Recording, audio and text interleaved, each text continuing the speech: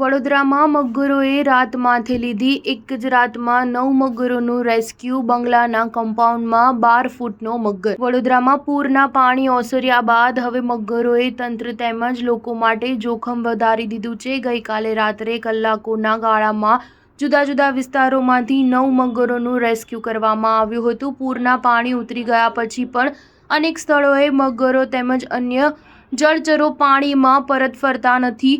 પરિણામે મગરો રહેણાંક વિસ્તારોમાં મકાનો સુધી આવી જવાના બનાવો બની રહ્યા છે, જેને કારણે લોકોમાં ગભરાટ ફેલાયો છે. ફોરેસ્ટ વિભાગ દ્વારા પણ જીવદયા કાર્યકરોની મદદથી 3 દિવસથી મગર અને જળચરોનું રેસ્ક્યુ કરવામાં આવી રહ્યું છે. ગઈકાલ સુધી 23 જેટલા મગર અને 80થી વધુ સાપનું રેસ્ક્યુ કરવામાં આવ્યું હતું. દરમિયાનમાં ગઈ મોડી રાત્રે જુદા જુદા વિસ્તારમાં મગરો આવી જવાના બનાવ બનતા 9 મગરનું રેસ્ક્યુ કરવામાં આવ્યું હતું. જે પૈકી જાંબુવાના શુભ બંગલોના કમ્પાઉન્ડમાં 12 ફૂટનો મગર આવી જતા તેનું ભારે જહેમત બાદ ફોરેસ્ટની ટીમે રેસ્ક્યુ કર્યું હતું. આ ઉપરાંત ખિસકોલી સર્કલ, ખાસવાડી, નવલખી કૃત્રિમ તળાવ, મુજમહોડા, ગુજરાત ટ્રેક્ટર નજીક જાંબુવા સહિતના વિસ્તારોમાંથી બીજા 8 મગરનું રેસ્ક્યુ કરવામાં આવ્યું હતું.